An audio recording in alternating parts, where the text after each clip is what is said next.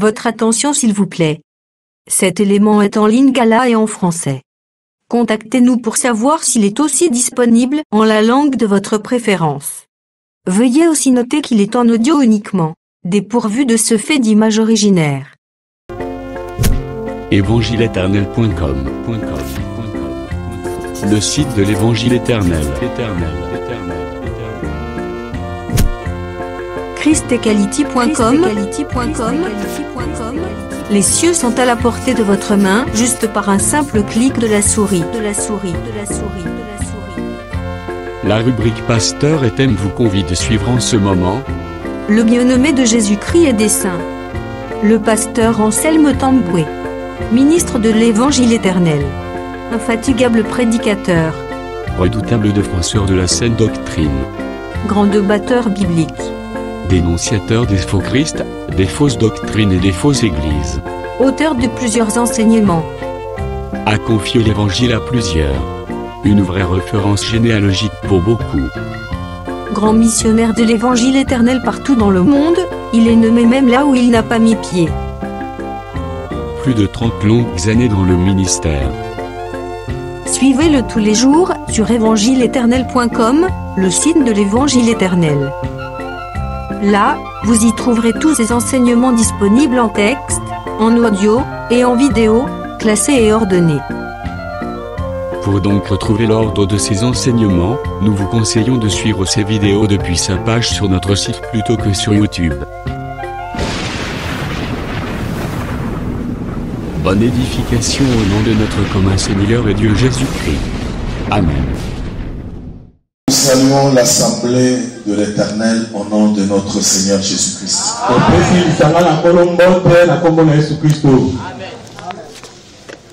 Amen. Amen. Je loue et je glorifie le Seigneur pour ta présence au milieu de nous.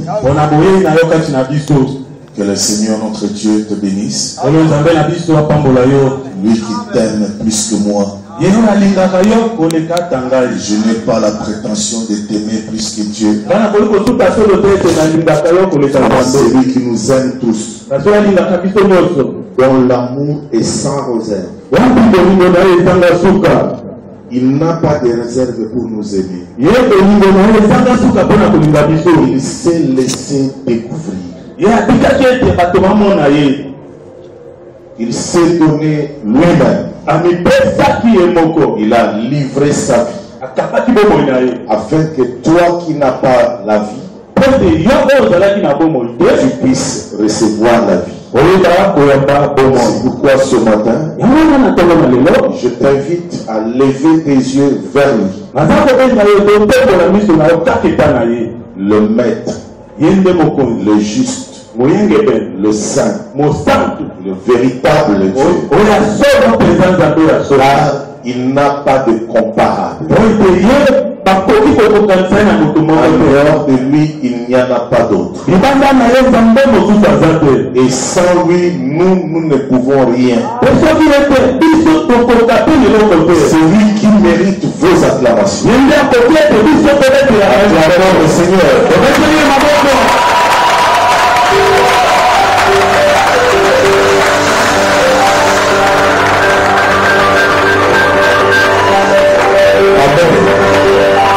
Et nous croyons que lorsque nous l'acclamons, lorsque nous le louons, comme il habite au milieu de louanges d'Israël, il est un Dieu terrible dans les assemblées. Lorsque son peuple se rassemble, c'est un grand Dieu. Il révèle sa majesté. Il révèle sa puissance. Il révèle sa grandeur. Il révèle qui il est réellement. C'est pourquoi tu dois avoir cette assurance ce matin. Tu n'es pas venu voir un homme. Tu n'as pas besoin de voir un homme. Tu as besoin de voir Dieu. Parce que la volonté de Dieu, c'est que quiconque voit le Fils et croit en lui, qu'il ait la vie. Selon Jean chapitre 6, le verset 40, la volonté de mon Père est que quiconque voit le Fils croit en lui, qu'il ait la vie éternelle. La volonté de Dieu, ce n'est pas que tu vois un homme de ce monde. Parce que les hommes de ce monde, tu en as vu de toutes les couleurs.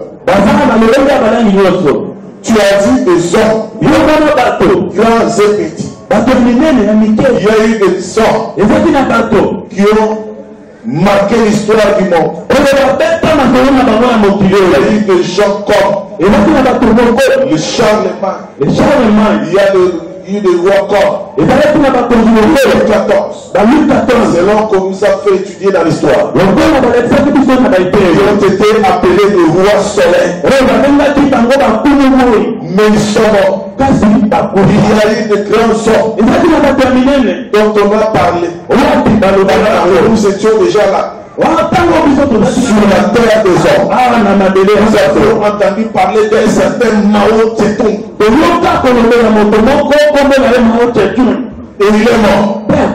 Nous avons entendu parler de la muraille de Chine. Nous avions étudié à l'école. Ça a été vraiment de grandes choses. Mais dans toutes ces choses, rien n'est plus grand que notre Seigneur. J'ai découvert Dieu. J'ai compris que Dieu était plus excellent que tout le monde. Je peux tout manquer. Je peux tout manquer. Il nous est arrivé des fois de tout manquer. Mais nous sommes restés avec le Seigneur. Parce que notre foi n'est pas fondée sur le matériel, sur l'argent, sur l'or. Notre foi est fondée sur la vie éternelle, une vie impérissable, une vie qui ne se terminera jamais. Mon frère, tu peux un jour tout perdre. Tu peux quitter même ce pays en train de fuir. Je ne souhaite pas. Je ne crois pas non plus que tu peux quitter ce pays en fuyant. J'ai la foi aussi que Dieu est dans ce pays. Et parce que nous sommes là, nous qui sommes les élus de Dieu. Et je crois aussi, frère, que toi, tel que tu es un élu de Dieu. Parce que Dieu ne peut pas envoyer sa parole s'il n'y a pas des élus. Dieu envoie sa parole à son Père. Il ne s'adresse pas à des étrangers. Dieu a envoyé la parole à Israël. Parce que Israël était son Père. Je ne sais pas si tu as la même foi que moi. Moi, j'ai cette foi que je suis de Dieu. Amen. Et ce n'est pas par hasard que je suis là. Et ce n'est pas par hasard que je te prêche. À moins que quelqu'un ait un ministère de par hasard. Moi, Dieu m'a appelé. Je crois en cet appel. Et je crois qu'il m'a donné la chose. Amen. Selon ma grâce.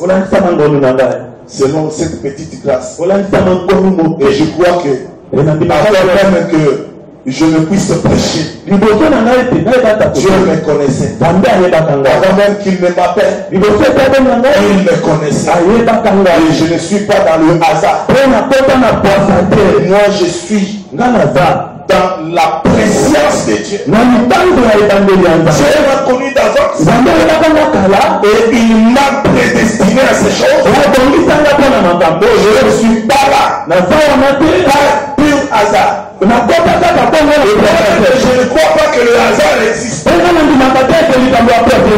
toi tu es là par hasard, alors nous n'avons pas la même foi. J'ai la foi. Celui qui m'a appelé, il est grand. Tu peux me prendre, m'enterrer sous la terre. Je vais sortir. Je sortirai. Tu peux me prendre, me mettre dans la poubelle, me salir. J'en sortirai comme une jeune plante propre, pleine de gloire. Parce que c'est à la poubelle là que vient la gloire. Si Dieu ne t'a jamais amené dans la poubelle, Dieu n'aura pas la gloire. Si tu cherches la gloire par les muscles, tu ne l'auras pas. La gloire ne se cherche pas. La gloire, Dieu l'attend à celui qui le sait. Moi j'ai compris que le secret de l'œuvre de Dieu, c'est servir. Et non servir un homme. Et non servir des gens. Et non plaire à un groupe de gens. Est-ce que vous comprenez? Quand Dieu t'appelle réellement, tu seras comme Paul. Paul a déclaré, depuis le jour où il n'a plus à celui qui m'avait connu dès le sein de ma mère, de me choisir afin que j'annonce l'évangile.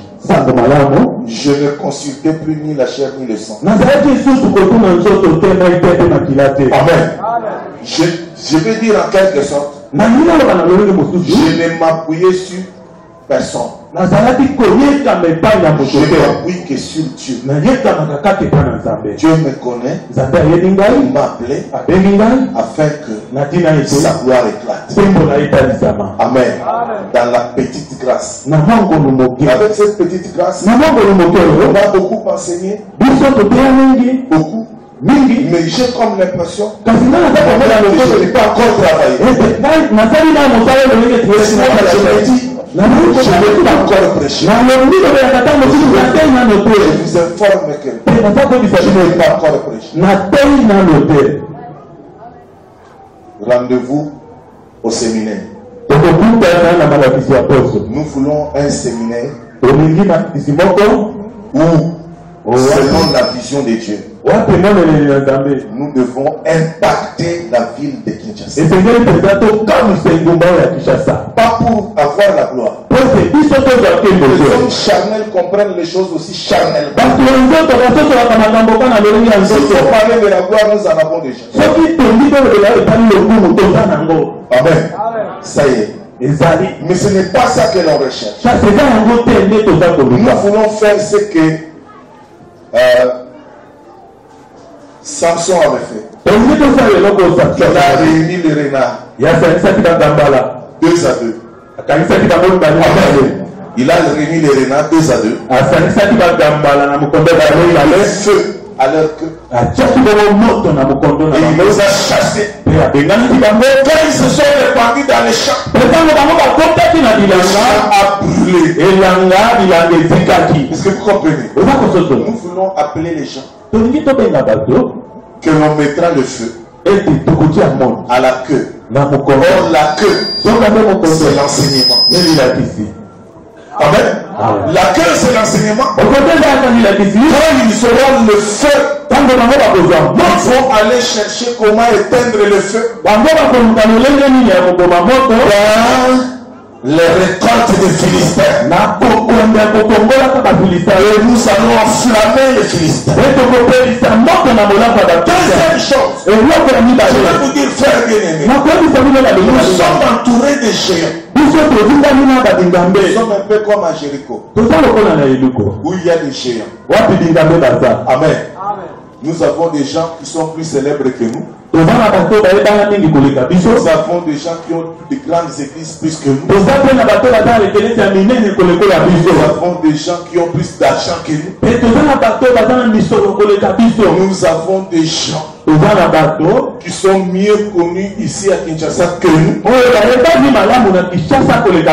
Écoute, lorsque Dieu avait envoyé les espions à Jéricho, quand ils sont arrivés, ils ont effectivement vu qu'à Jéricho, il y avait des géants. Et la ville était barricadée. La ville était fermée. Hautement sécurisée. Démoniaquement possédée. Où quand tu entrais que tu sortais, on savait qui est entré et qui est sorti. Donc quand les espions sont arrivés, on a remarqué que des étrangers sont arrivés. Et ils sont entrés dans la maison de Rahab la prostituée. Cela veut dire que le service de renseignement était très fort. Ils avaient l'information sur ces gens-là. Et ils savaient qui ils étaient. Et là où ils habitaient, la ville était bien gardée. Dieu a dit à Israël, vous allez prendre cette ville.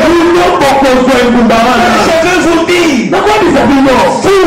vous allez prendre cette ville. Même s'il y a des gens mieux connus que vous. Est-ce que vous croyez? Vous allez prendre cette ville. Regardez, quand ils sont rentrés pour faire leur rapport, ils ont rendu compte en déclarant, oui, nous avons vu la ville. Il y a effectivement des bons. Regardez même. C'était impressionnant. Vous transporter un régime de bananes, il fallait. C'est que le régime de bananes pouvait peser même 50 ou 60 kilos.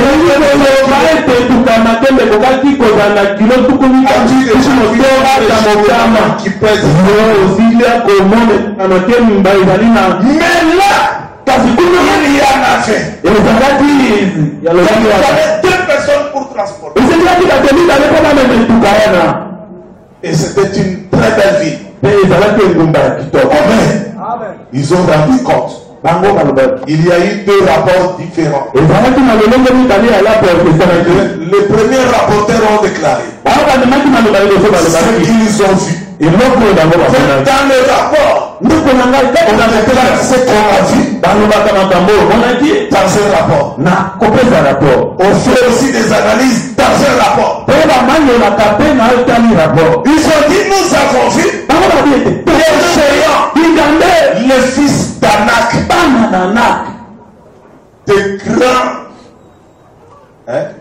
des grandes personnes. Amen. Quand on dit Ngambola, ça veut dire des géants. Amen. Donc des gens qui pouvaient mesurer 3 mètres. Et le bras, comme la cuisse, par exemple, d'une vache. Tu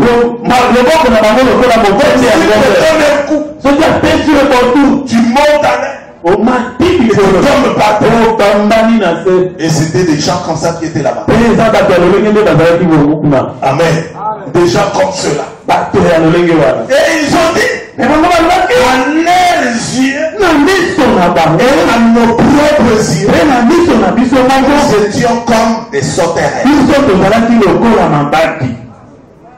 Donc même à leurs yeux, quand ils nous regardaient comme ça. Et nous les regardions. Amen. Et ils ont tiré la conclusion. Quelle était leur conclusion? La conclusion était que nous ne pourrions pas prendre le pays. Nous sommes incapables. Est-ce que vous avez compris la conclusion de ces hommes-là? Et ils étaient même majoritaires. Des fois, il ne faut jamais se mettre derrière le plus grand nombre. Là, vous voyez que le plus grand nombre là n'est pas derrière la parole pour la soutenir. Mais ils sont là pour soutenir un être humain périssable.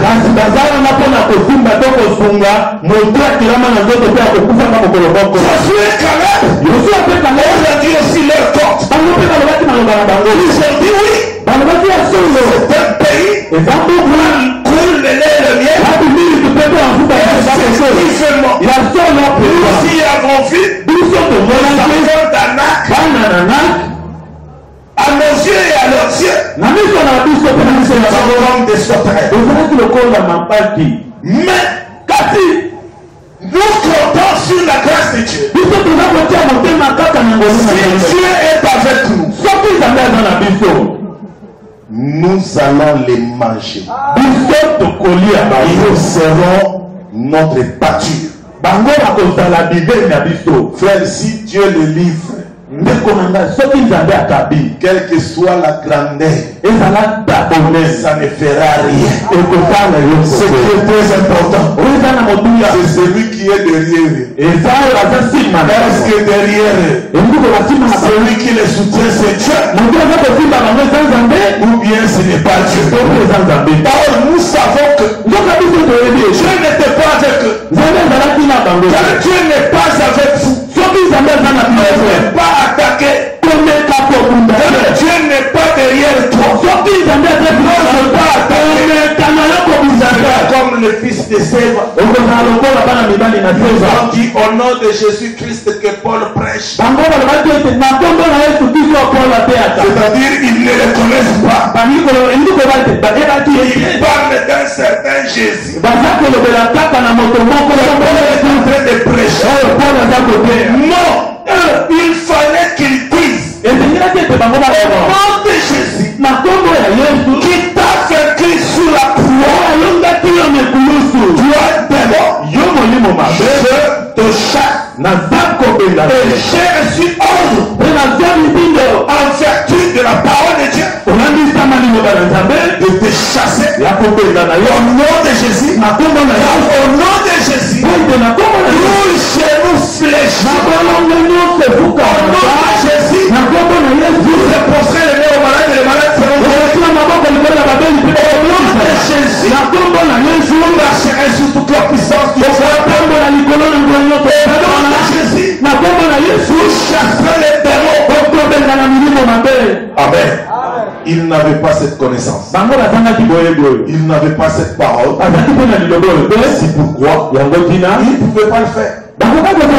Regardez ces hommes, Josué et Caleb, ils ont dit, si l'Éternel est avec nous, ces gens nous serviront de bâtiment. Et ils savaient que l'Éternel était avec eux. L'Éternel était Dieu avec eux. Ces gens-là, ils n'avaient pas Dieu. Sur leur ligne de défense, il n'y avait rien. Amen. Il n'y avait rien du tout. Est-ce que vous voyez faire bien? Amen. Il faut examiner des fois un homme. Est-ce qu'il s'appuie sur la parole? Il s'appuie sur des hommes comme lui? Il compte sur les hommes comme lui. Et sachez que, c'est-à-dire cet homme n'a pas de fondement. Et l'Écriture dit malheur à l'homme qui se confie à l'homme. Laisse tes yeux. Ils ont dit montons et emparons-nous du pays. Nous devons nous mettre debout pour nous emparer de cette ville. Cette ville ne secoue pas la parole. Nous avons l'assurance que nous allons sonner la trompette. Et il y aura des tremblements de terre à Kinshasa. Dieu va faire trembler la ville. Moi je crois à sa parole.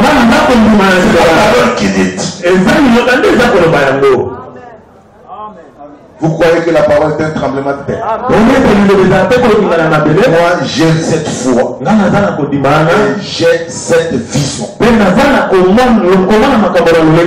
Mon problème, moi, c'est que la ville tremble. Constate que je suis le Dieu. Comme le prophète Élie avait prié. Tu as dit éternel, éternel, exauce-moi, éternel. Éternel, entends ma prière.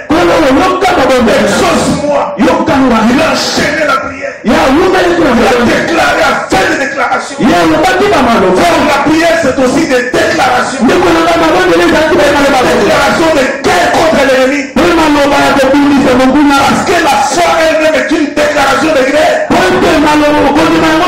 Regardez David, lorsque Goliath s'avançait vers lui,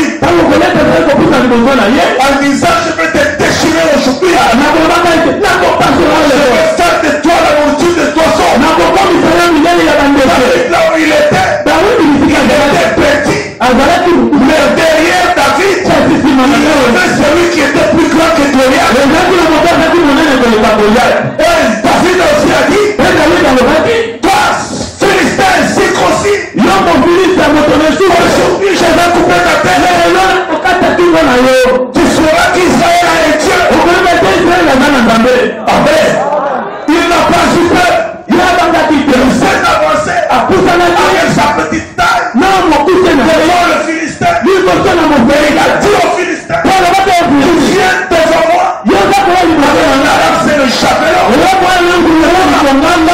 vers toi. Le nom de l'Éternel désarmé. Il s'avançait. Il a avancé à clap pas. David a petit pas. Avec sa fronde. Tu crois que je suis un oiseau? Pour venir avec une lance-pierre. David a dit oui, mais tu es un oiseau.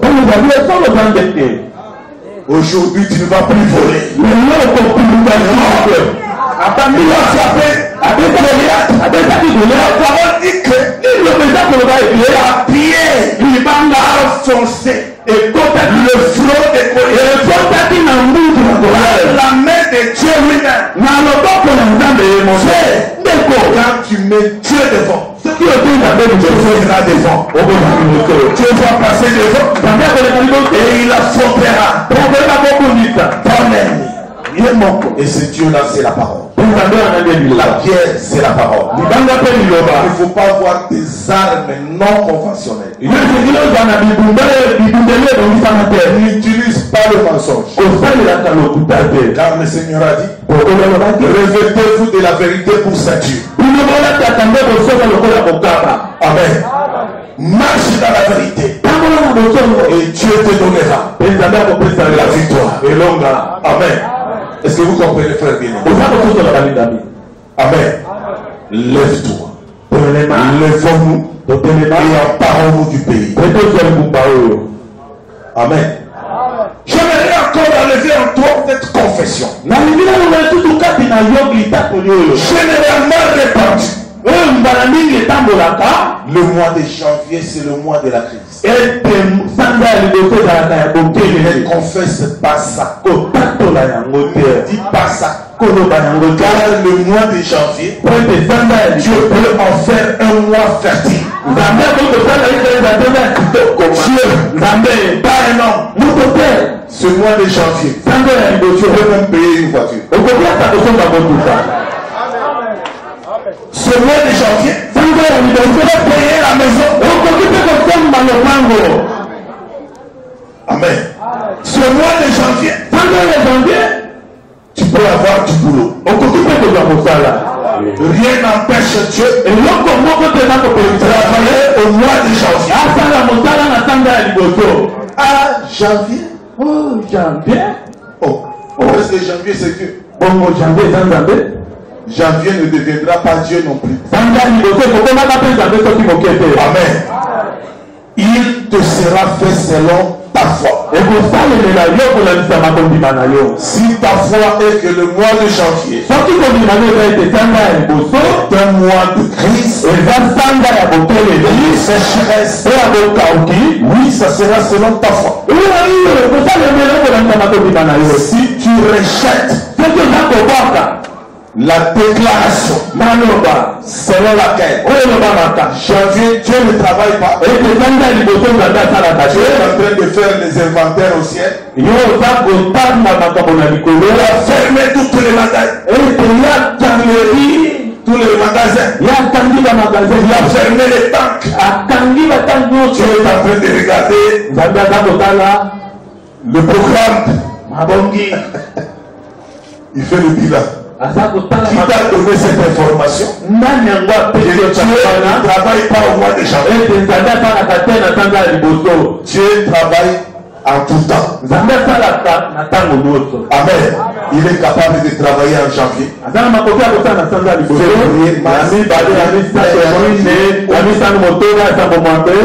Septembre, octobre, novembre, décembre, et ainsi de suite. Dieu est capable de travailler. Amen. Est-ce que vous comprenez? Confesse cela. Pendant ce mois de janvier, moi, je serai béni. Amen. Le mois de janvier, c'est le mois de la bénédiction.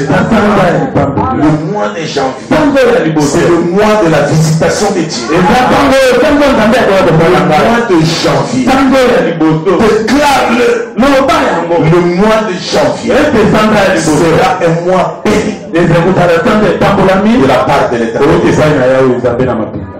Amen. Est-ce que vous croyez ça? Dieu accomplira ce que tu crois. Et nous devons faire un séminaire digne de son nom. Où nous allons faire monter le drapeau de Jésus. La bannière de Jésus. Jésus ma délivrance. Avec des drapeaux. Nous aimons faire les choses comme il faut. Amen. Il faut aimer faire de grandes choses pour Dieu. Amen. Avec ton argent. Il y a des gens qui épargnent leur argent. Nous avons besoin de votre argent pour faire l'œuvre de Dieu. Amen, bien-aimé. Amen. Que le monde sache que Jésus est Dieu. Et je vais vous dire que Dieu va accomplir des merveilles. Jusque-là, on n'a pas encore fait les séminaires. Nous n'avons pas encore fait le séminaire est à venir. Et moi-même, je vais vous coacher comment distribuer les invitations. 20 000 invitations. Nous avons des affiches. Des affiches. Même si la pluie tombe dessus, la couleur n'est pas bien fixée. Nous allons les mettre dans des endroits stratégiques. Dans toute la ville. Amen. Afin que les gens viennent écouter. Qu'ils viennent découvrir Jésus. Dans une autre dimension. Amen. Amen. Est-ce que vous comprenez, frère bien-aimé? Mets ton argent à la disposition de cette œuvre. Nous regardons de l'avant. Nous ne regardons pas derrière. Nous ne regardons pas derrière.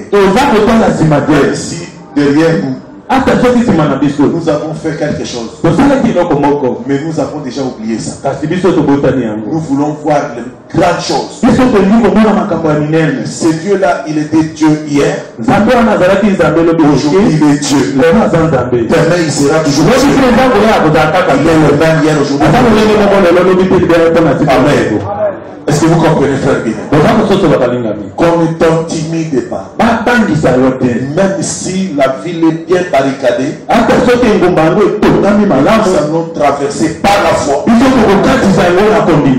Amen.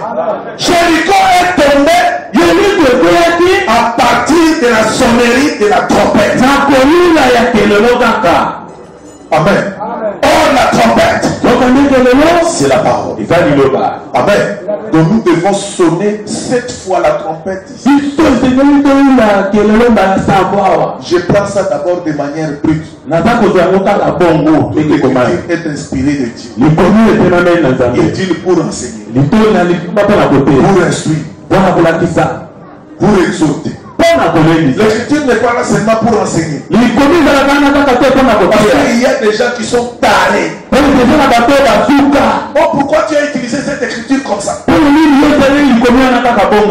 moi je ne suis pas un taré. Je prends l'écriture sous toutes les formes. Dieu lui-même prend les écritures parfois à contre-temps.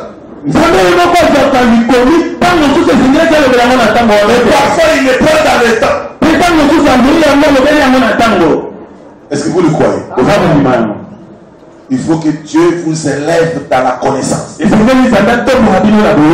y a 4 manières de prêcher. Il y a la doctrine, il y a la connaissance, il y a la prophétie et il y a quoi? La révélation. Donc je peux prendre l'écriture par révélation. Amen. Un autre aussi prend l'écriture par connaissance. Mais cette écriture qui parle de cette trompette, nous allons l'utiliser pour prêcher. C'est une directive. Amen. Encercler la ville 7 fois. Avec des grands services, de grandes frappes. Et nous allons renverser les murailles et les géants qui sont là.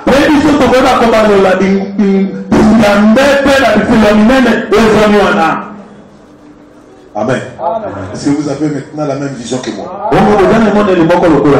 Notre problème, c'est de faire connaître cet évangile que beaucoup ne connaissent pas. Si nous prenons le nombre de gens qui sont ici, ça représente quoi en termes de pourcentage? Pour 12 millions, soi-disant 12 millions. Les gens qui sont dans la ville de ça sera quoi? 0,00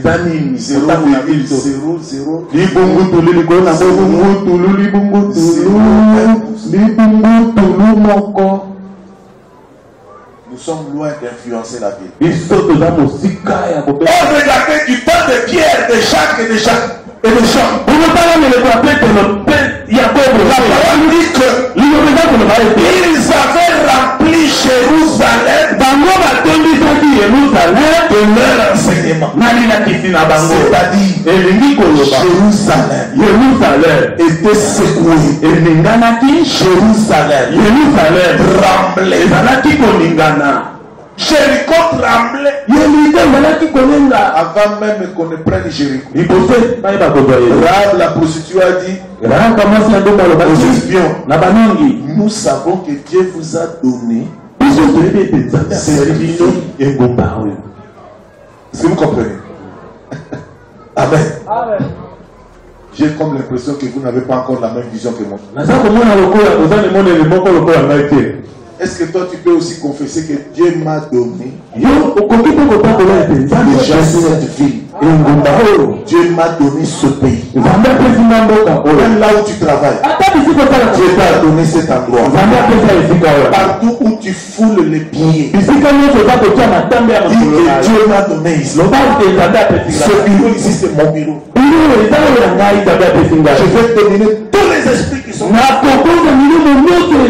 autour de toi. Il y a des francs-maçons, il y a des féticheurs, tous ces gens qui vont dormir chez les féticheurs. Le matin, viennent. Tu as laissé peut-être ton stylo, ils viennent toucher le stylo. Ils disent quand lui va toucher, nous allons lui paralyser la main. Il ne va plus travailler. Mais dis-toi qu'il y a un plus fort que ces gens. Quand toi tu vas toucher le stylo, au nom de Jésus,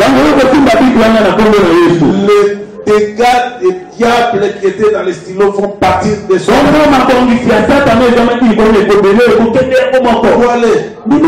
seulement il m'a dit je vais mettre mes pieds, je vais dominer là-bas. Amen.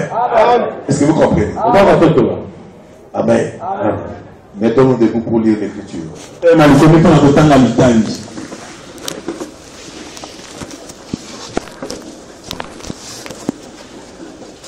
Il me reste 27 minutes. La montre là-bas indique 33 minutes. Ok. Tout ce qu'on a dit là, c'est toujours la parole. Nous sommes dans Actes des Apôtres, chapitre 1er. Le verset 8. Vous recevrez une puissance, le Saint-Esprit survenant sur vous. Et vous serez mes témoins à Jérusalem, dans toute la Judée, dans la Samarie et jusqu'aux extrémités de la terre. Vous allez vous asseoir et nous allons prendre Josué chapitre 4. Nous lirons à partir du premier verset.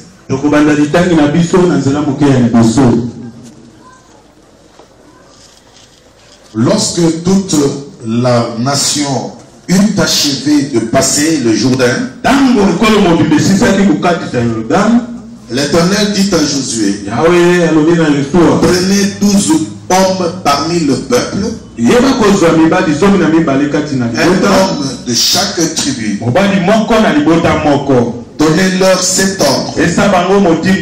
Enlevez d'ici, au milieu du Jourdain, de la place où les sacrificateurs se sont arrêtés, de pieds fermes, 12 pierres que vous emporterez avec vous et que vous déposerez dans les lieux où vous passerez la nuit. Nous allons sauter pour venir lire le verset 19.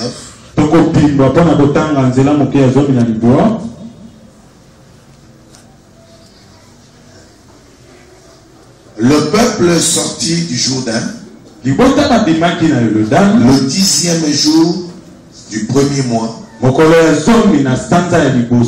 il campa à Gilgal,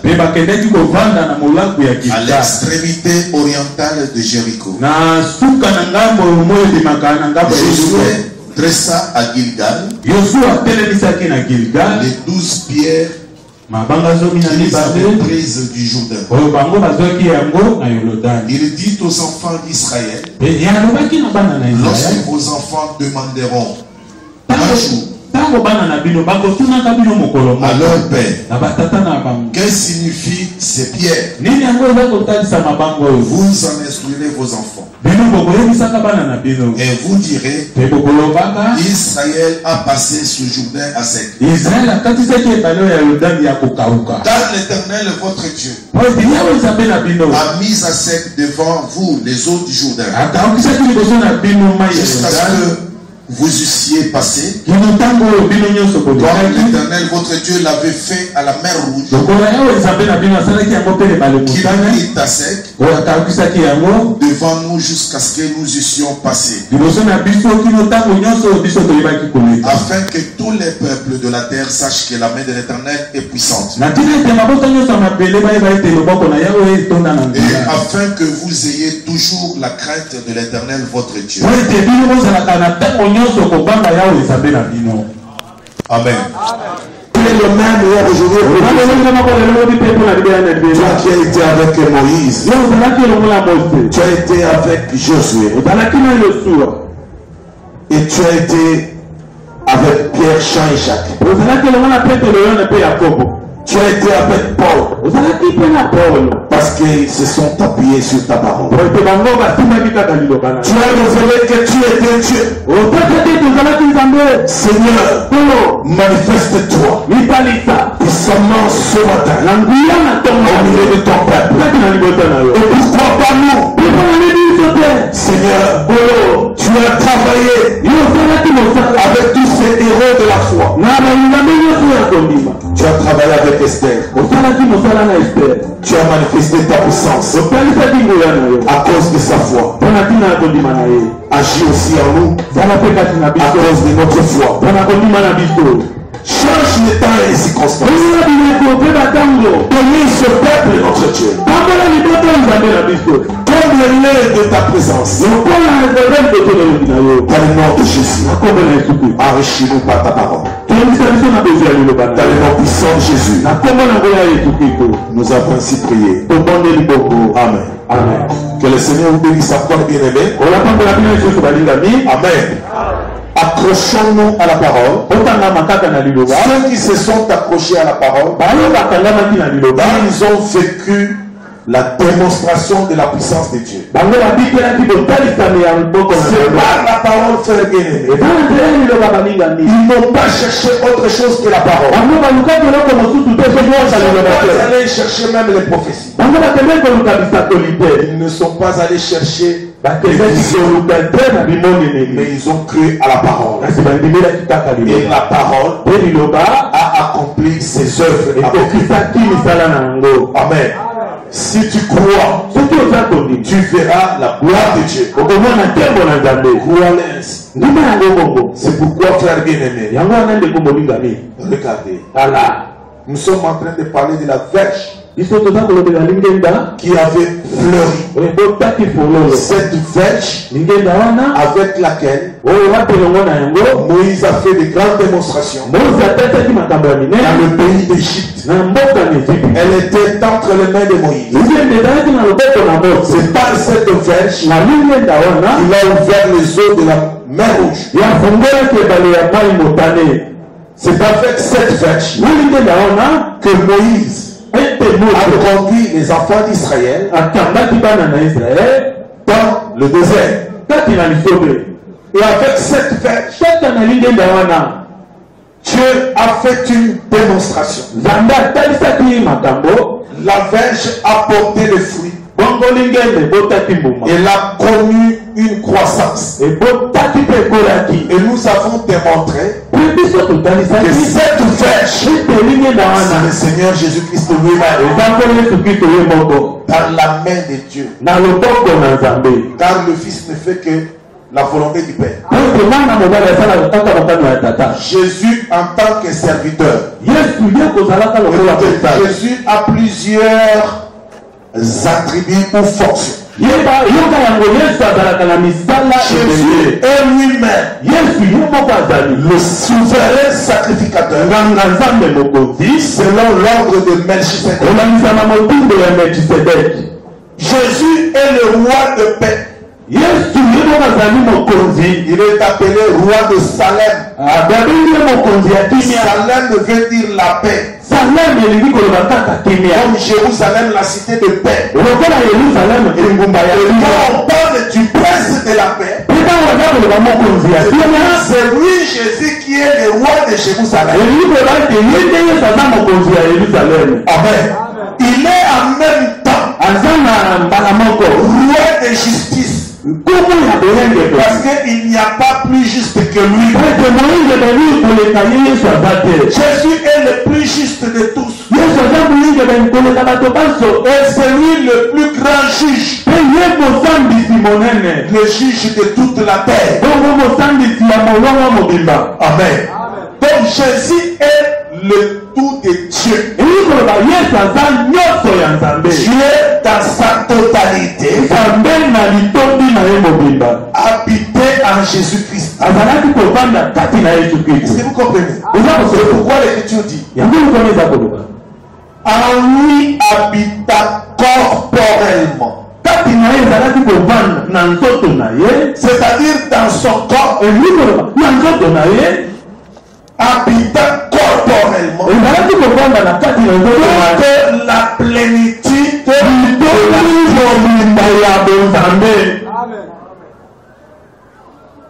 ainsi, frère, Jésus n'est pas comme tout autre prophète.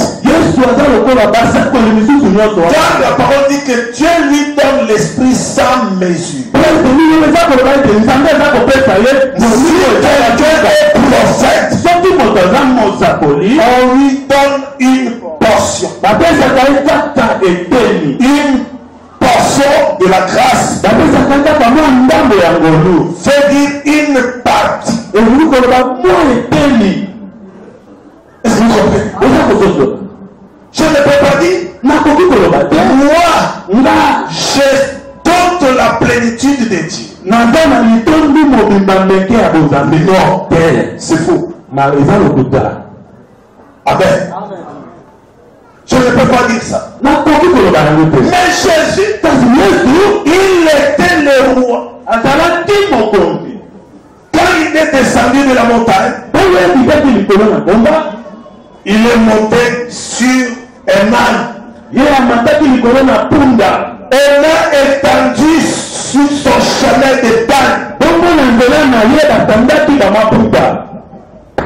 Et il a jeté des rameaux. Et il a dit, voici ton roi vient. Il y a eu des hommes qui se sont fâchés. Qui ont dit, empêchez-les. Car c'est un blasphème. Jésus dit, si elle ne parle pas, les pierres parleront. Nous sommes dans un temps difficile où des prédicateurs sont devenus des dieux. Car ils entrent dans leurs églises. On chante pour eux en disant, celui que vous étiez en train d'attendre est en train d'arriver. Et les gens mettent même les pattes. Mon frère bien-aimé, c'est une abomination. Ne pas prier avec de tels chants. Ils adorent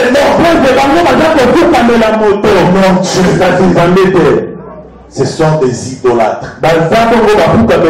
Surtout que les églises dans la ville de Kinshasa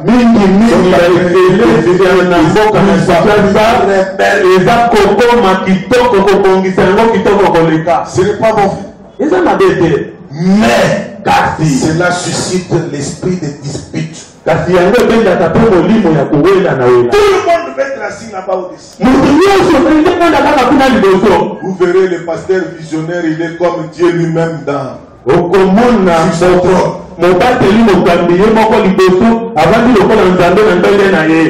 lui a fait une chaise très jolie. Et personne d'autre ne peut même arriver là-bas. C'est la chaise réservée au souverain, au pape lui-même. Et c'est pourquoi il y a tout le temps des courses au pouvoir, des compétitions dans l'église était encore trop petite, il n'y avait pas ces choses. Quand la foule devient grande, les bêtes de la mer commencent à monter sur la mer. Les monstres, avec des allures, des humilités, en longue robe, en tenue cérémoniale.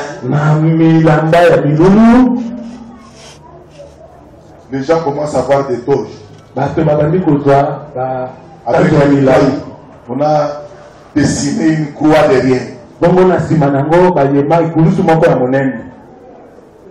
Sans parole. C'est compris.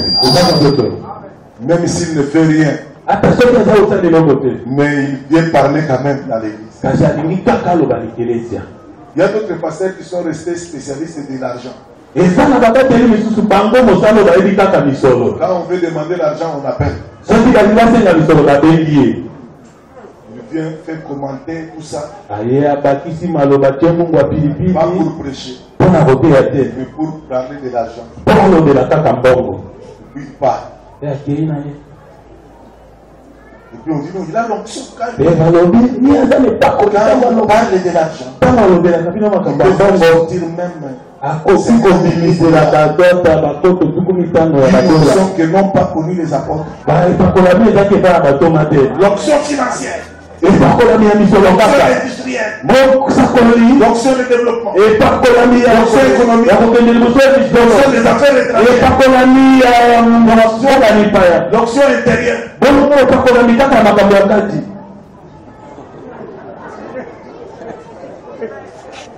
Un jour, j'ai suivi à la télévision un homme. Il parlait de différentes onctions. L'onction de développement. L'onction de développement.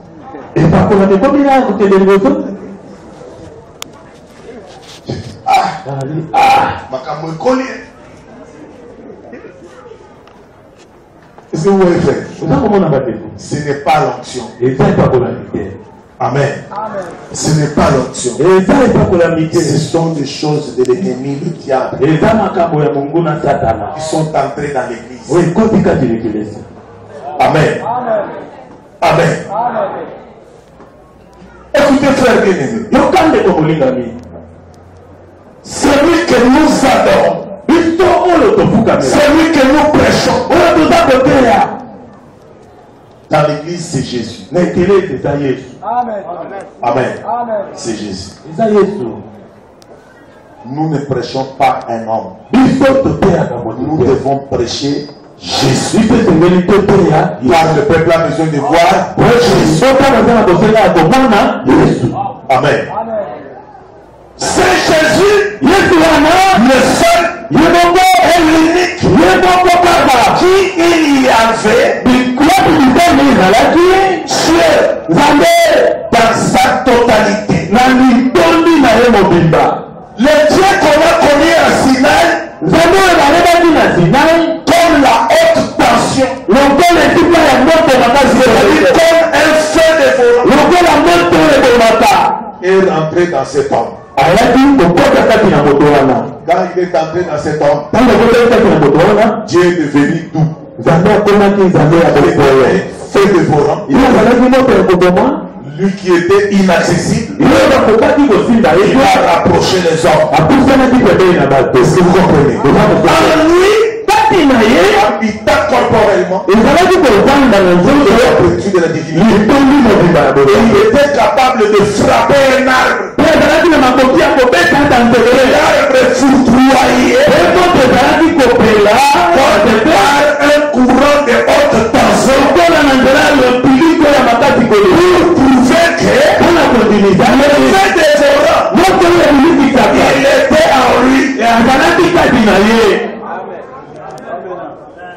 Amen. Il y a des prédicateurs aussi qui se mettent en colère pour sentir que c'est le fait dévorant, mais en réalité, ce sont les nerfs. C'est le jargon des médecins. C'est quelqu'un qui souffre de névrose. C'est un malade. Malade en réalité. Est-ce que vous comprenez? Oh non, moi, je suis vraiment apôtre. Pourquoi tu es apôtre? Non, parce que je suis un peu méchant. L'apostolat, ce n'est pas la méchanceté. L'apôtre doit être méchant. Très dit. Il ne respecte pas les gens. Alors lui, il est l'apôtre. Il peut même se présenter en disant aux anciens pour banga mutute. Tokutana no na molili na tunnel. Na ibisoka oleme. Emana. Soko salika ko kima mama na zobeto masasi. Yo ko kima te. Amen. L'apostolat, ce n'est pas non, soyez bien. Vous ne voyez pas, il a donné des témoins. C'est pas ça le mystère apostolique. Maudire les gens. Non. Ce n'est pas ça. Le ministère n'est même pas fait pour les malades. Amen. Un apôtre, c'est l'homme le plus modéré. C'est l'homme sage. C'est l'architecte. C'est quelqu'un qui a il connaît comment corriger un faux enseignement. Toutes les fausses doctrines qui entrent dans le pasteur qui veut devenir de Dieu, l'apôtre fait la police, il les arrête. Les Écritures.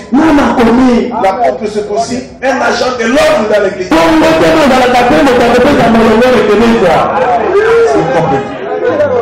Quand les pasteurs veulent devenir de Jésus, des gens qu'on fait l'adorer, comme les docteurs quand ils sont dans leur tour de salle, ils sont en train de passer. Ils ne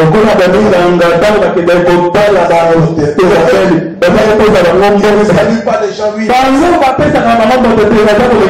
saluent des princes. Ils passent là en train de secouer la tête.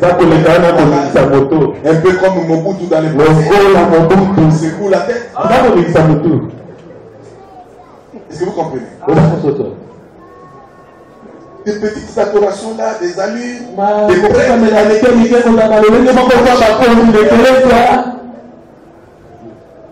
Il y a des pasteurs qui ont pris des allures, des prêtres. Marche calmement. Parle doucement. On croirait qu'on est dans l'église catholique. Il parle comme il marche comme un chat. Vous n'entendez même pas le bruit de son.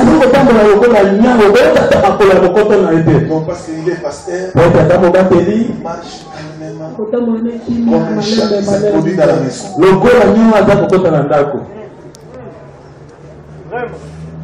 Le pasteur, c'est lui qui corrige aussi les brebis.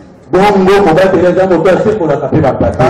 brebis se comporte mal, le pasteur doit les sanctionner.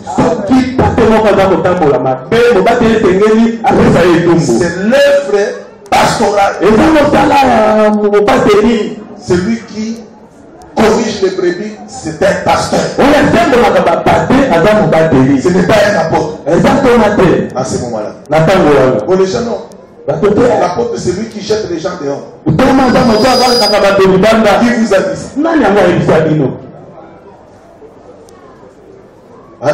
Hein? On nous pense que c'est lui le préfet de discipline. Mais alors le pasteur, son travail c'est quoi? C'est lui qui garde les brebis. Et pour bien garder les brebis, l'homme qui ne marche pas bien, on peut les mettre de côté. Marche comme il faut. Amen. Seul qui mérite l'adoration, c'est Jésus. Ne pas confondre aussi avec une jalousie mal placée. Quand un pasteur prêche bien, ou bien l'évangéliste prêche bien, ces derniers temps, le ministère évangélique,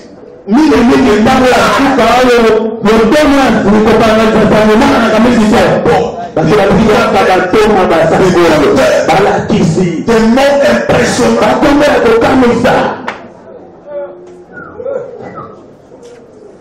Si tu dis à quelqu'un, toi tu es évangéliste, dis-moi.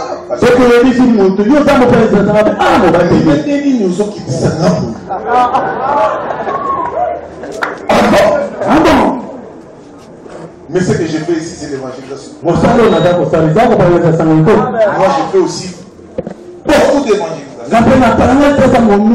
D'ailleurs, l'apôtre Pierre, le jour de la Pentecôte, il était évangéliste. L'apôtre Paul, il était un grand évangéliste. Combien de temps il gagnait? Amen. Tout ça, c'est l'adoration. Non, on voit que l'apôtre est très grand. C'est que l'apôtre Paul a prêché. Apôtre Paul a prêché en disant que ce soit Paul, que ce soit Barnabas, que ce soit Silas, que ce soit Apollo. Tous, nous sommes égaux. Amen. Il n'a pas cherché, non. Faites d'abord la place à la porte. Comme s'il désirait un grand pouvoir. Non. Tous les ministres de Dieu sont égaux. Amen. L'un sème, l'autre arrose. Et celui qui arrose, et celui qui est saint, tous sont égaux. Amen. Est-ce que vous comprenez, frère? Amen. Donc il y a un seul et l'unique qui mérite l'adoration. Ami habita corporellement.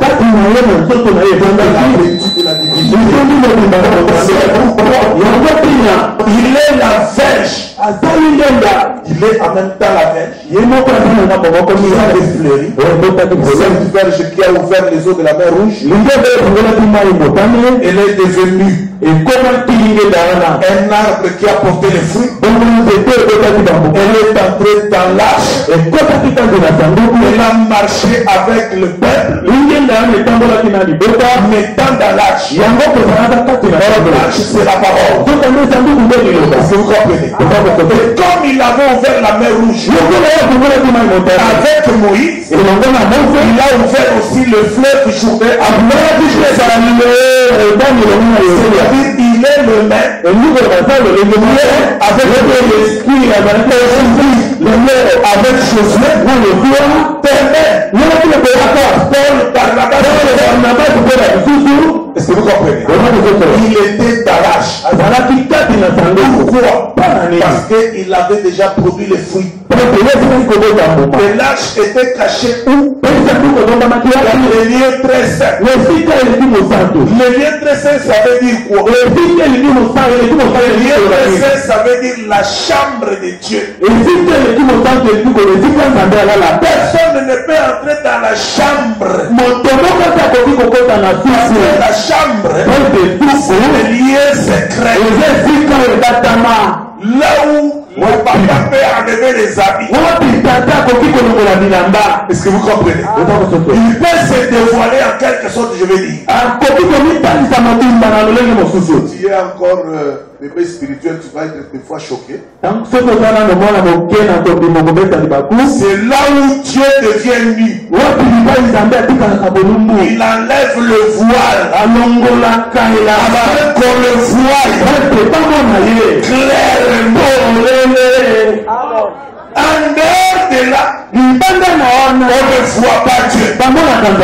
Cela voulait dire quoi? Que le chemin était encore fermé. Amen. C'était fermé. Mais lorsque le sang a coulé sur la croix, le voile du temple se déchira.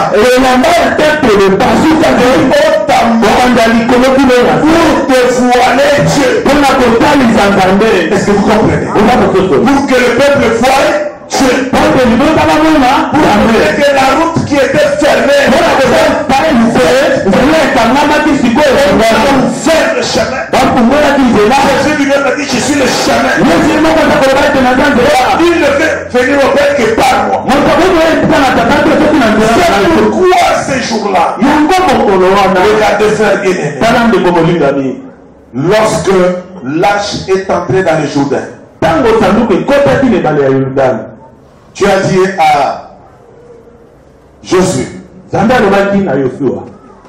Israël va passer. Je vais ouvrir les eaux du Jourdain. Tu feras passer les enfants d'Israël. Et les enfants d'Israël sont passés. Et il a retiré 12 pierres pour aller les planter à Gilgal. Nous avons déjà expliqué que Gilgal veut dire l'action de rouler. La pierre. Et rouler la pierre veut dire quoi? Enlever l'opprobre. Enlever l'opprobre. Est-ce que vous voyez? Amen. Enlever l'opprobre. Veut dire encore donner la gloire, donner l'honneur. Quand on vous enlève l'opprobre, la honte, c'est-à-dire vous êtes entré dans la gloire. Est-ce que vous comprenez? Vous êtes maintenant un peuple glorieux, un peuple honoré, un peuple élevé de la part de Dieu. Est-ce que vous voyez? Quand ils sont arrivés à Gilgal, ils ont déposé les pierres qu'ils avaient comme charge. Amen. La charge qu'ils avaient, c'était aussi la souffrance. C'était aussi les maladies. Comme toi, tel que tu es là. Être malade. Amen. Mais tu as déposé ça à Gilgal. Gilgal, c'est quoi? C'est là où ton fardeau a été déposé. Ton esclavage. Tu étais esclave du péché. Mais c'est à Gilgal que tu as déposé cela. Tu avais des charges, des souffrances, la misère, Amen. La pauvreté. Tout a été déposé à Gilgal. Amen. C'est là où Dieu a enlevé définitivement la honte d'Israël. Il a arrêté leur esclavage. Amen. Là où Dieu a déployé sa puissance. Et c'est là que également Josué a circoncis les enfants d'Israël, la génération du désert. Les gens qui n'avaient pas connu la mer rouge. Amen. Ils ont été circoncis. La circoncision, c'est quoi? La circoncision, c'est une marque, c'est un sceau que Dieu appartient à un peuple de Dieu. Dieu a donné ce signe à Abraham pour le différencier lui et ses enfants devront être circoncis. Amen. On est circoncisé pour marquer la différence. Donc la circoncision était le sceau. Le sceau de Dieu. Pour marquer leur différence avec les autres peuples. Aujourd'hui, le vrai sceau de Dieu, c'est l'esprit. Celui qui n'a pas l'esprit de Dieu, il ne lui appartient pas. Est-ce que vous comprenez? Il faut être rempli de l'esprit. Il faut être marqué par l'esprit. Il faut avoir la marque de Dieu sur toi. Pour que Dieu appartienne à ce Dieu-là. Est-ce que vous comprenez? Il a dit à ses disciples, Jean et Jacques et les autres,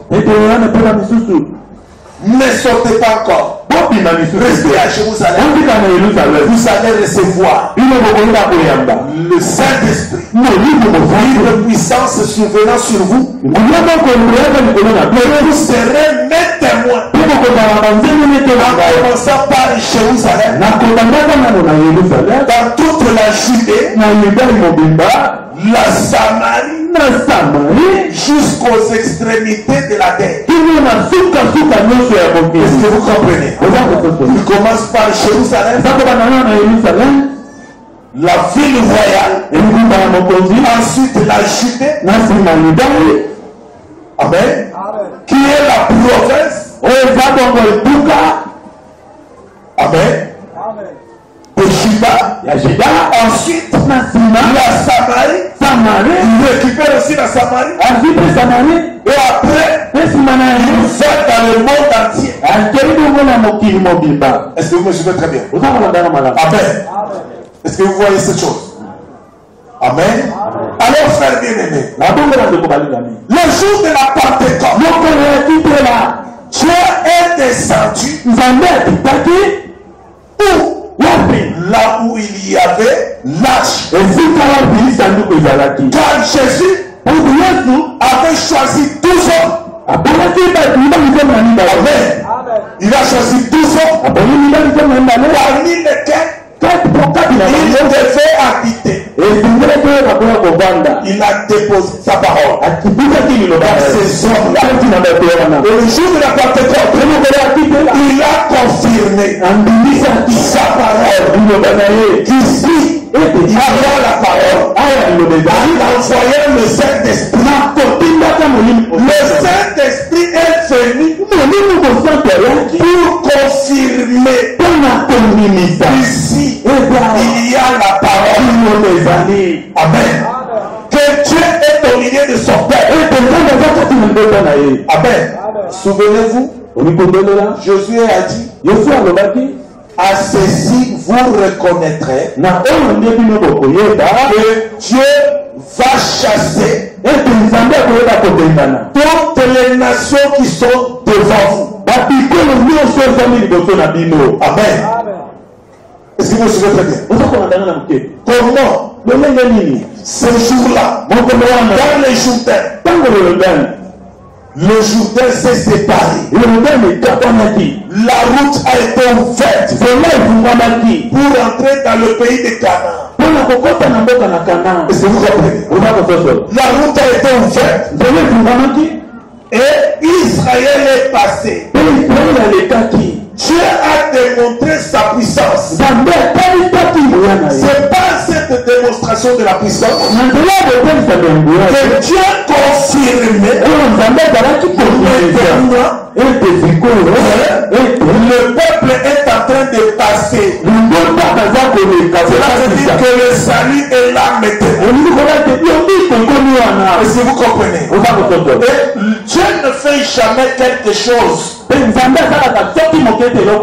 sans le temps. C'était dans quel temps? C'était au temps de la moisson. Le temps de la moisson, c'est quoi? Le temps de la moisson, c'est le temps où on fait la récolte. Amen. Donc pendant ce temps-là, Dieu est en train de récolter à la maison. Est-ce que vous voyez? Israël était arrivé à l'heure de la récolte. En quelque sorte, c'était la Pentecôte. Est-ce que vous marchez ça? En quelque sorte, je dis bien. Le temps de la moisson, c'est le temps de la Pentecôte. Où les prémices sont récoltées pour les faire entrer dans la maison. Le Seigneur a dit, au temps de la moisson, le Père enverra les ouvriers pour prendre la moisson. Vous vous souvenez très bien. Nous sommes la moisson de Dieu. Sans le Saint-Esprit, il n'y a pas de moisson. Est-ce que vous comprenez? Sans le Saint-Esprit, il n'y a pas de moisson. La Pentecôte, c'était la moisson. Amen. Est-ce que vous comprenez? Pierre, ce jour-là, a récolté une grande moisson. Il a prêché la parole. Il y a eu plus de 3000 ans. C'était la première moisson. Est-ce que vous voyez? Donc quand le Saint-Esprit est là, c'est le temps de la moisson. C'est le temps où tout celui qui est appelé membre de Christ est en train de croire à l'évangile et il entre dans la maison. Amen. Quand l'œuvre de Josué sera terminée et que le peuple aura traversé le Jourdain totalement, il sera fini. Est-ce que vous me suivez très bien? L'arche va quitter le Jourdain et les eaux vont revenir à la normale. Personne ne pourra plus traverser. Est-ce que vous comprenez? Ce sera terminé. Est-ce que vous voyez? Aujourd'hui, le Saint-Esprit est encore dans l'église. C'est le temps où chaque membre du corps de Christ est appelé à la maison. Est-ce que vous comprenez? Après ce service, le service de Josué c'est terminé, ça sera fini. Amen. Est-ce que vous comprenez? L'œuvre du salut, encore là, elle est permanente. Parce que le Saint-Esprit est là. Amen.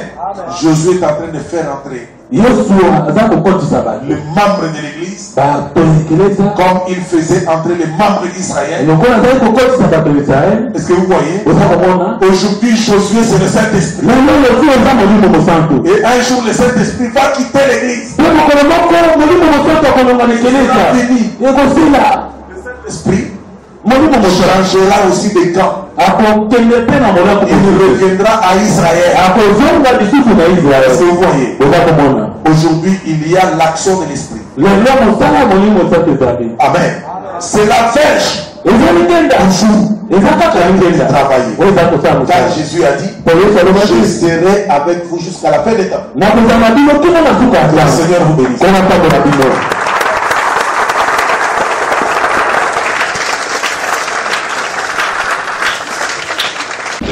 Merci d'avoir suivi ce message et que Jésus-Christ vous bénisse.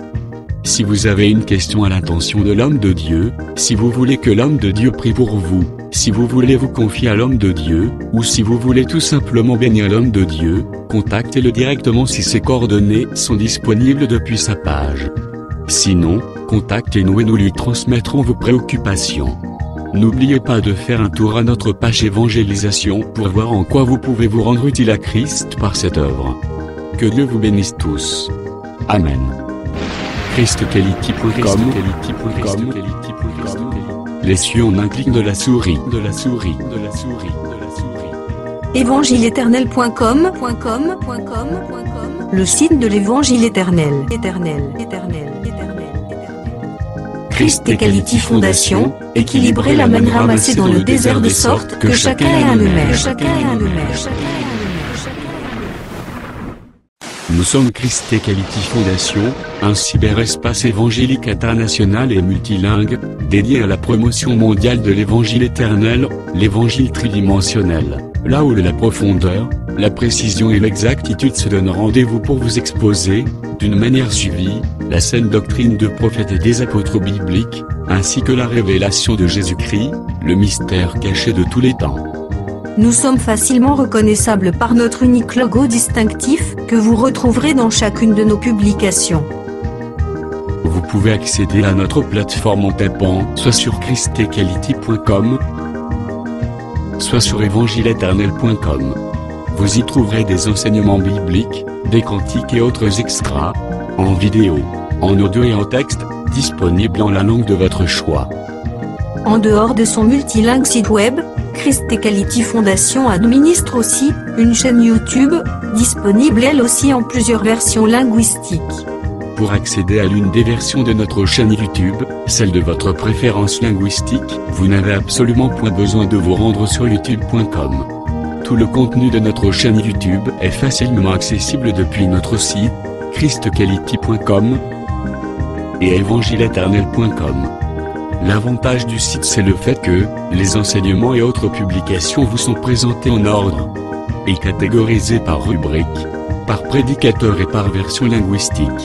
Nous vous conseillons donc de vous rendre directement sur notre site web plutôt que sur YouTube pour retrouver l'ordre des éléments publiés. Toutefois, si vous avez choisi d'accéder à notre chaîne YouTube via youtube.com, prenez alors soin dans ce cas de rechercher juste Christ Equality CEF. Ne l'oubliez pas. Recherchez juste Christ Equality CEF. Vérifiez bien que c'est notre logo, puis cliquez-y. Peu importe la version linguistique à laquelle vous y seriez tombé, vous y trouverez en cliquant un lien direct et clair vers toutes les versions linguistiques de notre chaîne YouTube et bien sûr celle de votre préférence. Un lien vers Eternal Gospel YouTube Channel ou la version anglaise de notre chaîne YouTube. Un autre lien vers Évangile Éternel YouTube Channel ou la version française de notre chaîne. Un autre lien encore vous conduira vers Evangelio Eterno YouTube Channel ou la version espagnole de notre chaîne YouTube. Enfin, d'autres liens vous attendront pour vous conduire droit vers d'autres versions linguistiques, telles que Lingala, Swahili et bien d'autres encore.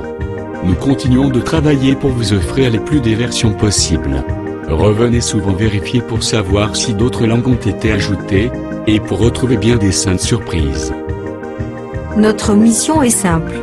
Mettre à la disposition de la communauté chrétienne mondiale, un éventail d'enseignements bibliques de très haute portée spirituelle, afin que ceux qui sincèrement veulent servir le Seigneur Jésus-Christ de tout leur cœur, aient une abondance des commentaires éclairés des Saintes Écritures, faites par d'excellents hommes de Dieu, de sorte que leur foi soit fondée sur la saine doctrine des apôtres et prophètes bibliques, plutôt que sur les traditions humaines. Branchez-vous donc selon votre version. Soit à christequality.com, soit à évangile-éternel.com. Et laissez-vous édifier, en vous immergeant dans l'incommensurable océan de la révélation des mystères cachés de la connaissance de Dieu en Jésus-Christ que nous publions à votre intention. Avec notre rubrique Pasteur et thème, acquiescer en un temps record la connaissance des docteurs de la parole, le tout dans un langage facile qui ne vous laissera point échapper à la compréhension. Notre rubrique Bible révélée vous apporte l'explication prophétique de toute la Bible, livre par livre, chapitre par chapitre, mot à mot, Par elle, ajoutez à votre connaissance biblique de la hauteur, de la profondeur et de la précision.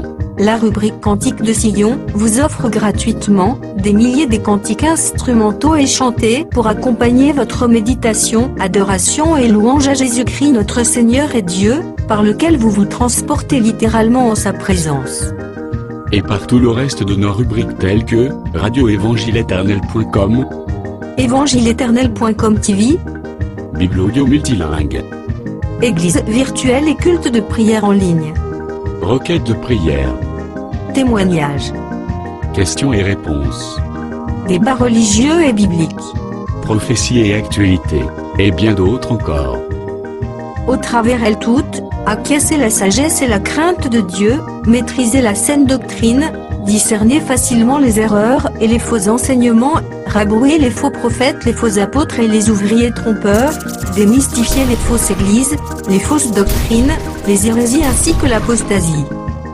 Au travers elle, recevez des enseignements à la sainteté et les exhortations à la sanctification, que le Saint-Esprit délivre directement la langue de votre âme, et dépose tout droit dans le fond secret de votre cœur. Enfin, au travers elle, discernez l'accomplissement des prophéties et les signes des temps, et soyez au rendez-vous de bien d'autres saintes surprises. Pour ne pas manquer une de nos publications, mais aussi pour nous encourager à continuer à vous servir, n'oubliez pas de souscrire à nos YouTube channels. Souscrivez s'il vous plaît. Toutefois, pour vous éviter de recevoir des publications en une langue indésirée, nous vous recommandons de ne souscrire qu'aux chaînes qui correspondent à votre préférence linguistique. Et retenez-le bien, vous n'avez absolument point besoin de vous rendre sur youtube.com pour rechercher nos publications. Tout le contenu ordonné de notre chaîne YouTube est facilement accessible depuis notre site, christocality.com et évangile-éternel.com. Que Dieu les bénisse au nom glorieux de Jésus-Christ notre commun Seigneur et Dieu. Amen. christocality.com. Les cieux en un clic de la souris. évangile-éternel.com. Le site de l'évangile éternel. Christ et Quality Fondation, équilibrer la manne ramassée dans le désert de sorte que chacun ait un numère.